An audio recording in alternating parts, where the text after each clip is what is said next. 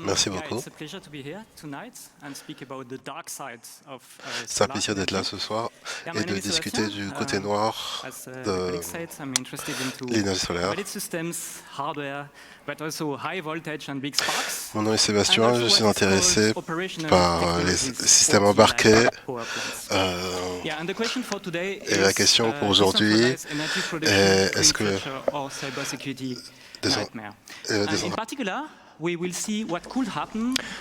Aujourd'hui, on va voir qu'est-ce qui peut se passer si d'autres gens prennent le contrôle des systèmes de production électronique. On va parler des systèmes solaires et de la sécurité digitale. On va regarder l'agenda, on va commencer par la raison pourquoi je fais mon travail, la recherche qu'on a fait et avec les différentes vulnérabilités et des différents tests. On fera une petite discussion sur les solutions open source et avec les différentes régulations.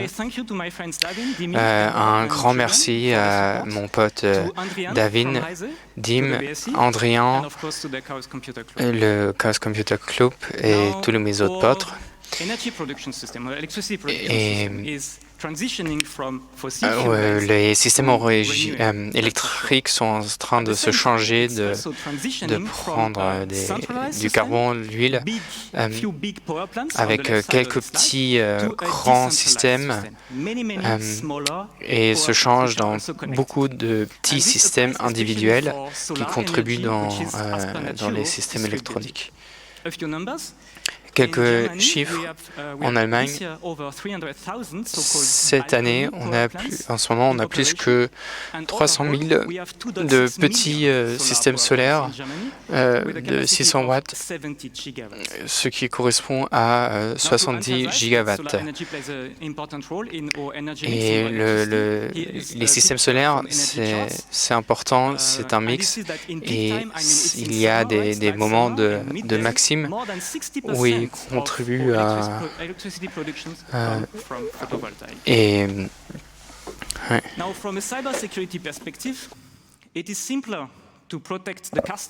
D'un point de vue d'une perspective de cybersécurité, il est plus facile de protéger le gros château plutôt qu'une multitude de petites maisons.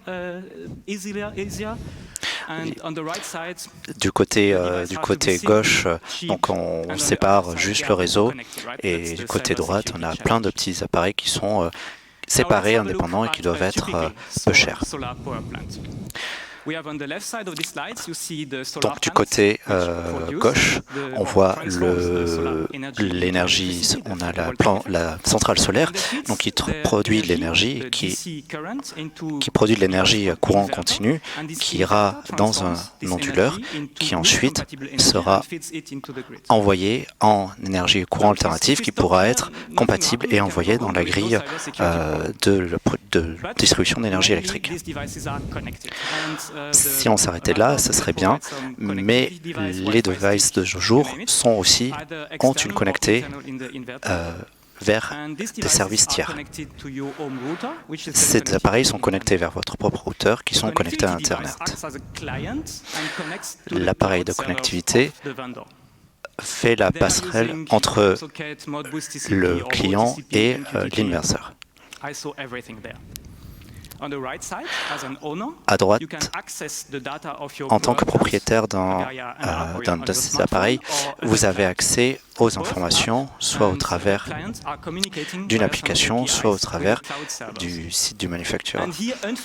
Et tout cela fonctionne avec des API.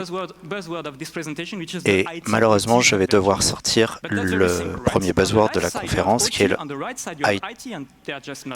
IT-IoT, la convergence IT-IoT.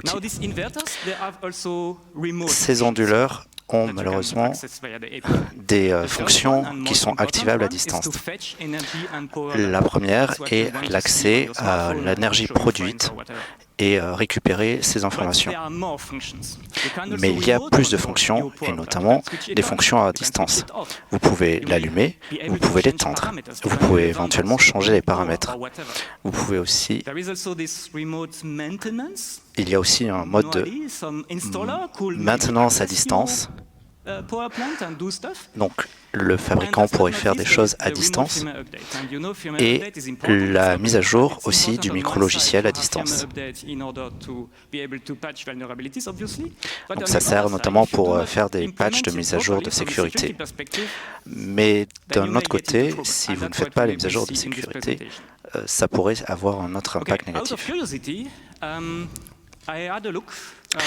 Donc, par curiosité, j'ai commencé à regarder 4 différents systèmes, donc la partie onduleur et la partie produite de connectivité.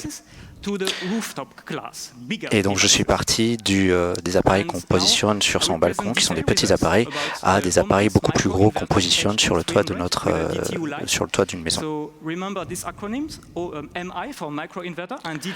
Alors, on va garder ces acronymes au travers de la conférence. Donc, c'est MI pour les micro-onduleurs et DTU pour les dispositifs d'accès à distance des onduleurs. Donc, je vais donner d'abord des détails assez précis pour un produit et ensuite des informations de plus haut niveau pour les autres.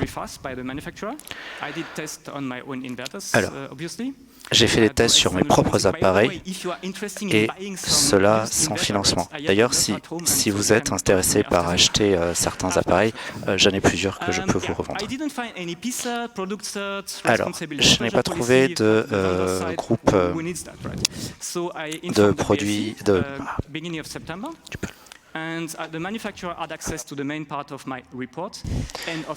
Il y a différentes situations, différentes réactions du côté des marchands, des manufacturiers et la situation des clients.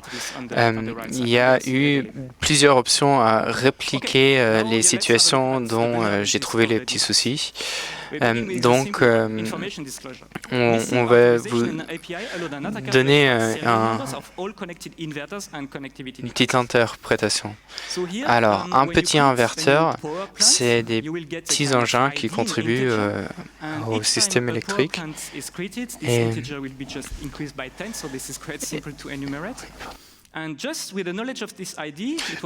avec la connaissance de cette ID, il a été possible d'extraire tous les serial numbers et de se connecter. Et nous avons découvert 230 000 centrales depuis septembre. Et voici comment ça marche. L'API est assez simple. Il faut un session de token et ensuite il suffit de créer un compte qui n'a pas besoin d'être relié à l'idée de la centrale. Il y a aussi un pattern dans la génération de l'idée. Vous pouvez voir sur le côté droit la génération des devices.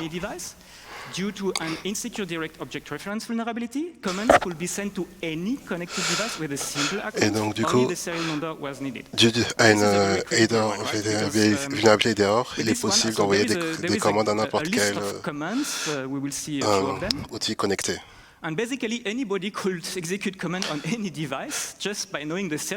Et basiquement, n'importe qui peut se connecter à n'importe quel outil en connaissant le numéro de série. Avec le numéro de série, chaque compte était capable de prendre le contrôle au petit système. Et donc, il y a plusieurs commandes qui ont été disponibles.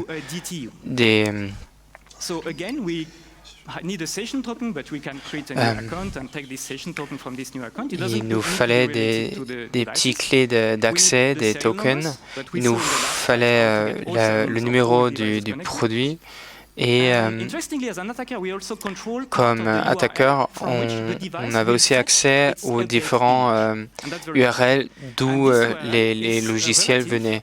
Et ces domaines étaient dépendants des du système des actualisations et donc on pouvait y toucher.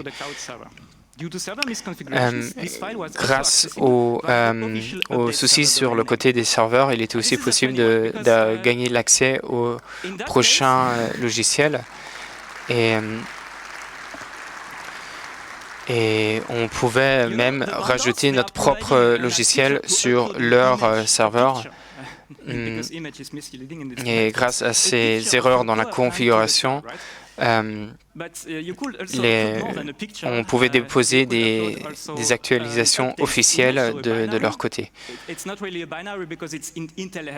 Et grâce à ça, on pouvait même changer le nom de l'URL où les engins ont cherché l'actualisation.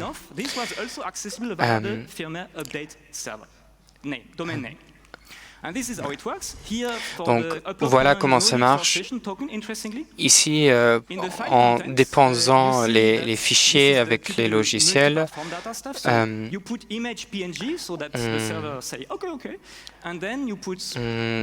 a envoyé une image et vous obtenez un message de réussite avec un chemin relatif. Et nous arrivons au dernier. Manipulons une image d'update. Les images d'update n'étaient pas assignées, du coup, on pouvait en créer une assez facilement. Nous avons le DTU, nous avons l'ondulateur. Et pour les deux outils, et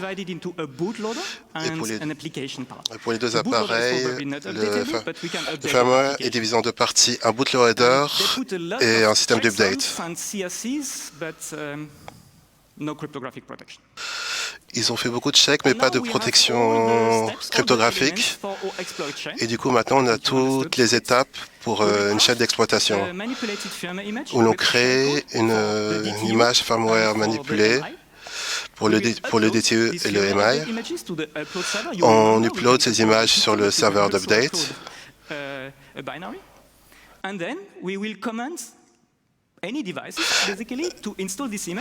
Ensuite, on peut forcer n'importe quel appareil d'installer ces images parce qu'on peut retrouver n'importe quel appareil en devinant leur idée.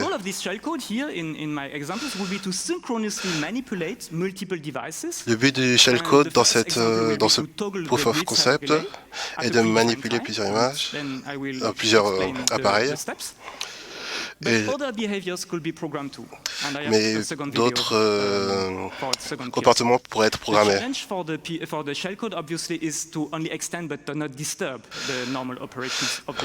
Le challenge du shellcode est d'augmenter ce qui est possible sans pour autant disrupter le fonctionnement de l'appareil.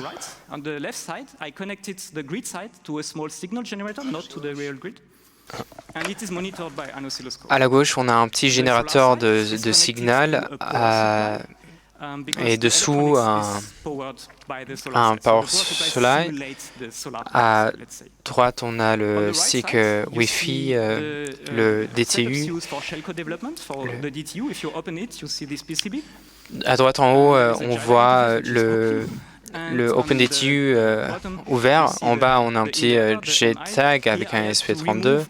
Et en bas, on voit l'ondulateur ouvert. Et aussi avec la connexion JTAG qu'on a utilisée pour lire la communication. Les deux JTAG n'étaient pas protégés et accessibles assez facilement. Dans le DTU, on a la puce GigaDevice GD32F303 à base d'ARM.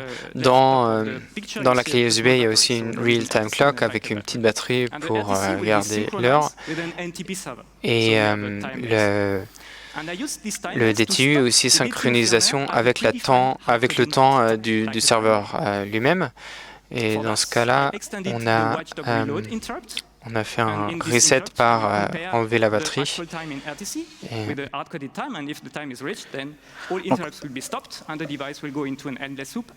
On l'a changé de manière à ce que l'appareil rentre dans une boucle infinie, passé un certain temps qui a été hors-codé dans le code.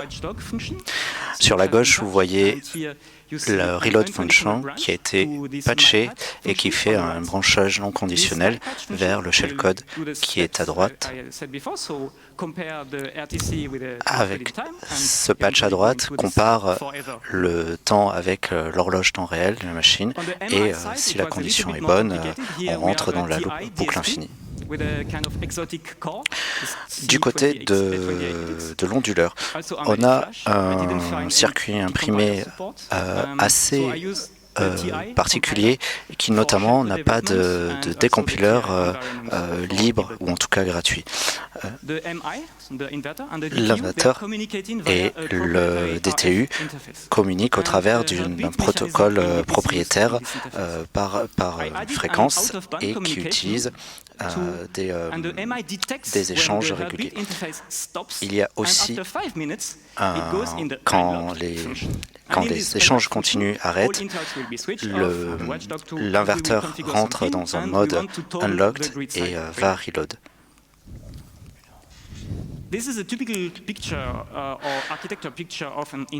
C'est un schéma typique d'un onduleur.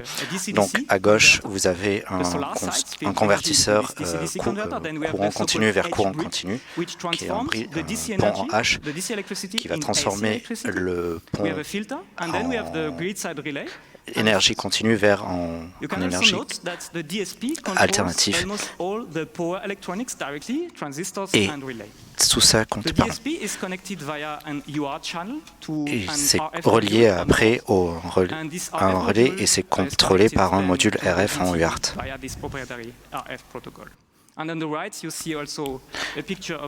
Et sur la droite, vous voyez aussi une photo du PCB avec l'ISP et tous les transistors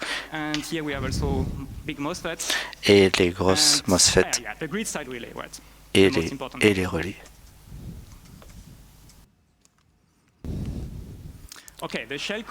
Le shellcode.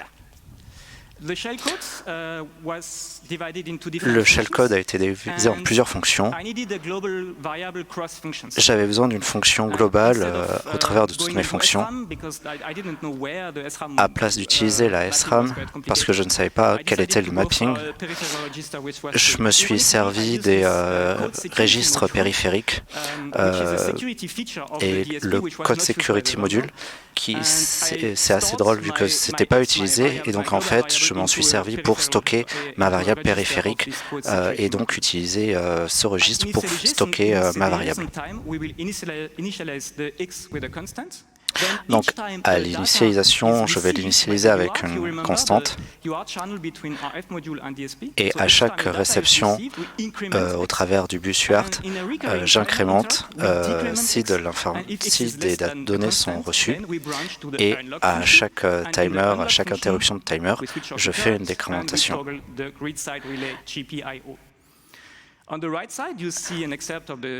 À droite, vous avez un extrait du code C qui ensuite a été compilé en code et ensuite qui a été préparé pour faire l'image d'update pour la machine. Il n'y a pas de signature cryptographique, donc ça pouvait passer. Alors maintenant, on peut tester notre situation.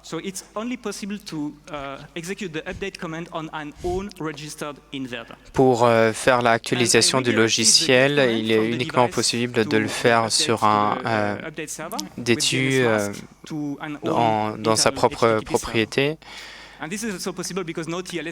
Et un inverteur enregistré par soi-même sur son propre compte. Le programme fait une pause pendant à midi. Et ici en bas, dans le dessin à gauche, nous avons l'onduleur connecté avec le DTU, le connecteur Wi-Fi, et après connecté avec l'ordinateur dans notre Wi-Fi. Ici en haut à gauche, on voit le résultat de l'oscilloscope, la fonction de l'inverteur, du modulateur. À la droite, le serveur HTTP. D'abord, on envoie un commande pour faire l'actualisation du logiciel. Il faut garder le numéro sériel en tête qui est envoyé par la cloud avec ce commande qui passe par le proxy et qui communique avec le DTU pour lui envoyer la nouvelle copie du nouveau logiciel au DTU. On peut faire exactement la même chose pour les DTU eux-mêmes. On envoie la commande à la cloud, on renvoie le commande. Parce que tous les numéros CSI sont corrects. Et ainsi, à minuit, le DTU s'arrête.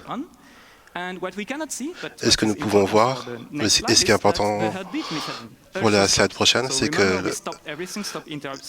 les LED s'arrêtent aussi. Ce veut dire qu'après 5 minutes, le MI va dans la fonction ouverture et vous pouvez le voir sur l'oscilloscope et que le relais de lecture change toutes les 5 secondes. Et maintenant, je vais vous montrer une petite vidéo.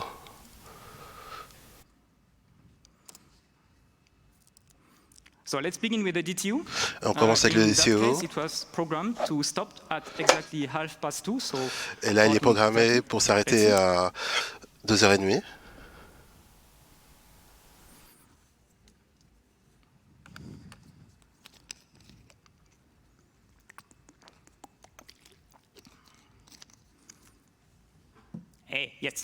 Et voilà.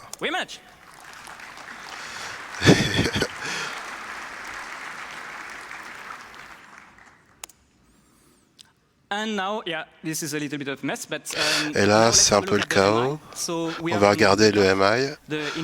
Et on a l'ondulateur en haut. Et en bas, on a le Teltorex.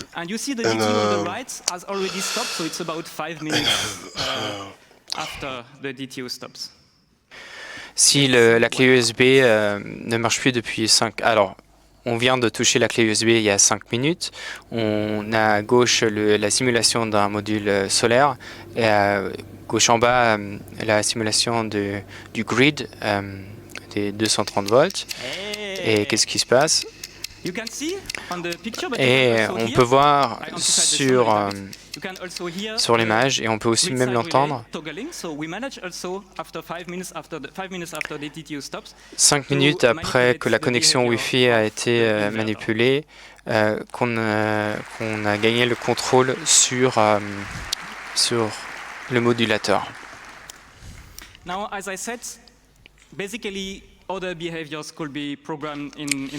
Comme j'ai dit, il y a plusieurs fonctions qui peuvent être manipulées. Ici, on a fait une autre programmation. Je voulais savoir de quelle vitesse on peut chauffer le modulateur. Donc, j'ai changé la fréquence du système connecté au grid, et j'ai aussi changé le comportement.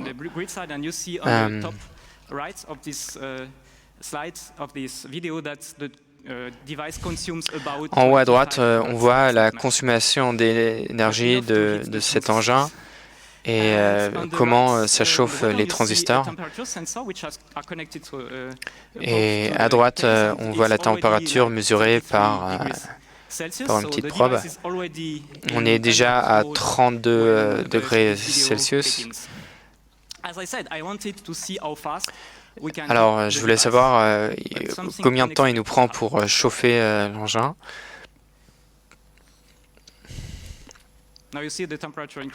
Alors, vous voyez que la température monte.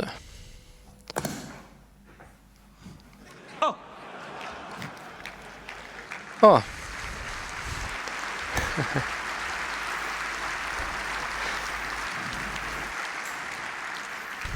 OK. Let's see. D'accord. Alors, qu'est-ce qui se passe? Ah. OK. D'accord.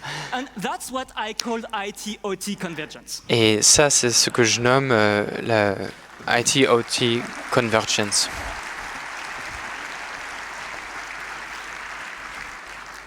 Or better said, the security implications. Ou mieux formulé, l'implication de sécurité.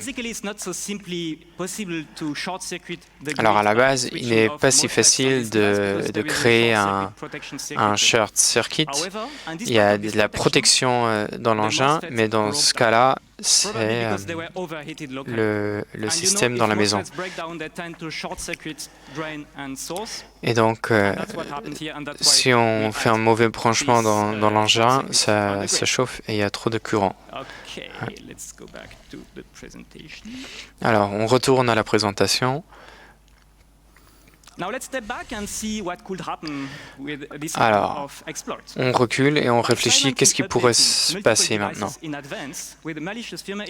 Alors, si quelqu'un rajoute plusieurs fonctions aux différents engins en même temps et se prépare, on pourrait gagner l'accès à plus d'engins. Et voici, il y a eu un essai aux Pays-Bas. Alors, plusieurs engins peuvent être cassés. Les modules peuvent être chauffés par changer la fréquence du PWM. Et vu que nous, on contrôle le logiciel, c'est nous qui avons le pouvoir. Et si quelqu'un prend l'accès au DTU, il peut être utilisé pour des fonctions criminelles. Alors, j'ai raconté de ce problème au manufacteur et j'ai attendu. Et on a attendu, et on a attendu, et donc on a contacté le magazine HiSE, et après ça, hop, il y a eu un nouveau logiciel très vite. Alors, si on parle de la cloud, de la préférence IT, le fait de pouvoir exécuter des commandes à distance,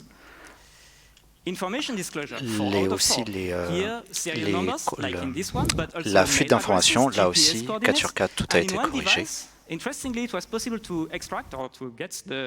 Et sur même un appareil, il a été capable de récupérer le SSID et le mot de passe du Wi-Fi sur lequel l'appareil était connecté, et le tout à distance.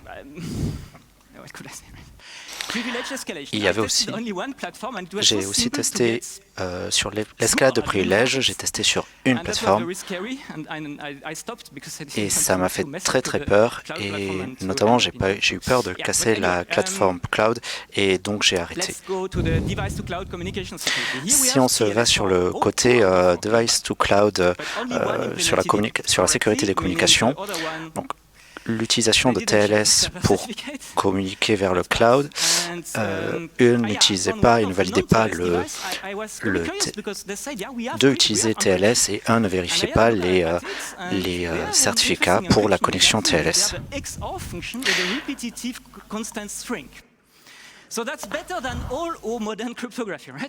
Okay.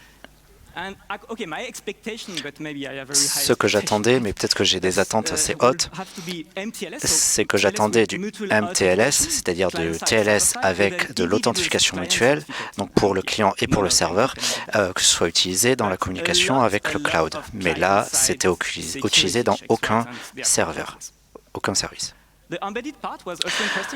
Côté matériel embarqué, c'était assez intéressant parce qu'en fait, rien n'était fait. La protection des interfaces JTAG, rien n'était fait.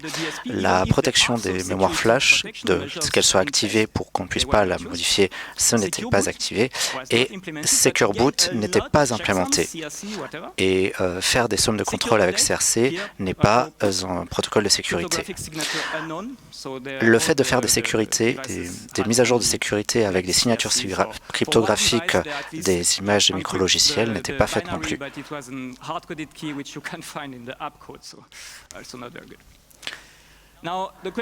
Maintenant, la question, c'est qu'on a un problème systémique. Alors là, j'ai regardé qu'à 4 appareils, et j'espère et je pense qu'il y a d'autres vendeurs et fabricants qui font un bon travail, et donc je ne veux pas blâmer toute l'industrie. Néanmoins, je souhaiterais vous recommander de ne pas connecter ou déconnecter votre système de production solaire au cloud du fournisseur. Alors, maintenant, comment on pourrait sortir de tout ce bordel? On pourrait, bien sûr, retourner à des choses centralisées, mais non, je ne vais pas vous dire de dire ça. Il faut vraiment démocratiser la production d'énergie. Et la question, c'est si on connecte toutes les centrales de production à peu de vendeurs, on va recentraliser toutes les questions de sécurité qu'on essayait de décentraliser et qu'on a vu dans ces slides. Alors on a besoin de solutions open source. Et il y a le projet OpenDTU qui est plutôt intéressant et nous devons aller dans cette direction, c'est-à-dire prendre le contrôle des systèmes de manière à pouvoir gérer sa sécurité. Parce que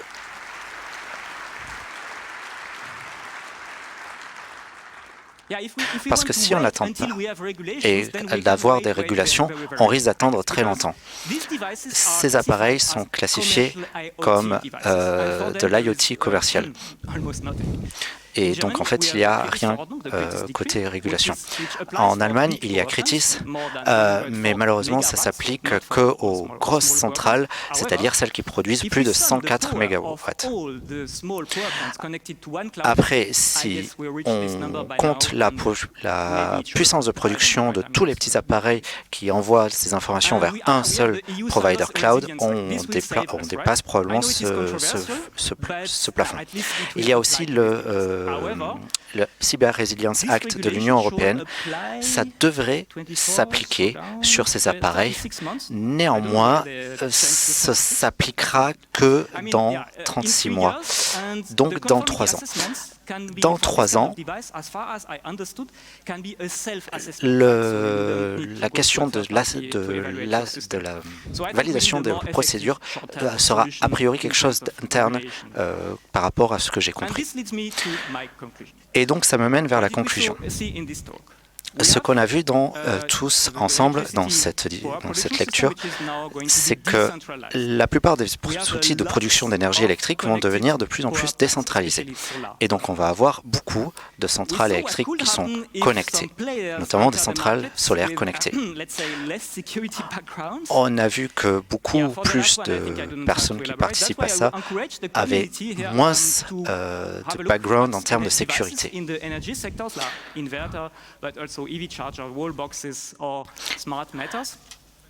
Et attention, soyez vraiment attention vis-à-vis de l'électricité. J'espère que vous avez apprécié cette présentation. C'est la fin, mais peut-être que vous avez des questions.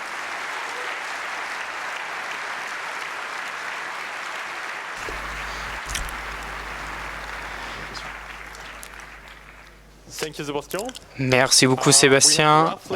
On a encore 5 minutes qui nous restent pour des différentes questions. Alors, on passe la première au Angel qui nous donne les questions en ligne. Si vous avez des questions, allez au microphone. L'Internet demande quelle réglementation pourrait nous aider. Quelle réglementation pourrait aider cette situation?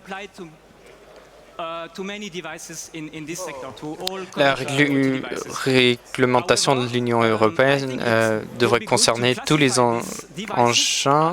C'est plutôt la question si on peut classifier ces engins comme importants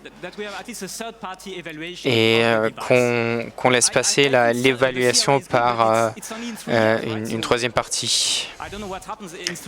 Mais je ne sais pas ce qui se passera dans les prochains 3 ans. Merci. Si vous sortez d'ici, essayez de le faire avec moins de bruit, s'il vous plaît. Merci beaucoup pour cette présentation. Je suis de FDP. J'ai une question très ethnique. Si vous jouez avec ces engins de merde, est-ce que les gens devraient contrôler leur propre maison, leur installation? On a la preuve que ça peut être contrôlé par dehors, que ça peut être hacked.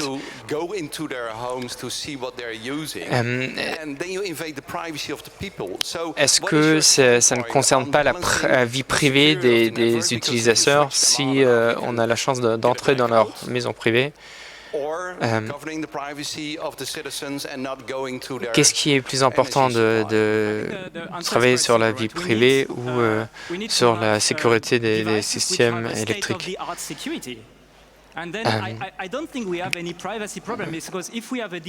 pense pas qu'on ait des problèmes de vie privée parce que si on a un outil qui a toute la sécurité dès qu'il sort de la boîte, c'est pour ça qu'on a besoin d'un standard et de lois. Et tant qu'il n'y aura pas de standard, il y aura toujours ce genre de problème.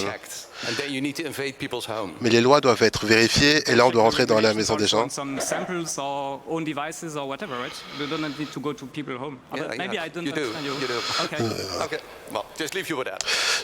laisse avec ça. T'as une autre question pour Internet?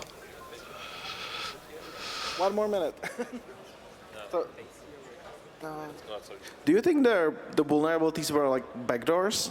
No. Est-ce que vous pensez que c'était des backdoors? Non. Non, c'est un manque de maturité en termes de sécurité. Yes, numéro 4. Inverter schematic, there was a thyristor on the high side. Why is there a thyristor instead of a normal MOSFET? Okay. J'ai vu sur votre schéma que vous avez sur le côté droit un terrasort. Pourquoi un terrasort plutôt qu'un MOSFET? Je ne peux pas vraiment répondre à cette question, mais je ne peux pas y répondre. Peut-être parce que c'est moins cher. Numéro 2, quelle est votre question? Merci pour le talk et d'avoir montré que sont vraiment... Vous avez fait une très belle démonstration de combien la sécurité est vraiment pourrie dans les DTU normales et dans les clouds. Et quelle est la sécurité entre le converteur et n'importe quel outil? Tout ce dont j'ai besoin, c'est le numéro de sécurité. Have you also had a look at that one and how the security measures can be improved there? Et le RF protocol between DTU and inverter? Yes, correct, which is basically... Tu veux dire le protocole entre le DTU et propriétaire et les serveurs? Eh ben non, c'est pas secure. Effectivement, pour la communication entre le modulateur et le DTU, il faut être en accès de connexion 2,4 GHz et donc c'est pas trop de problème. Merci Sébastien pour ta présentation et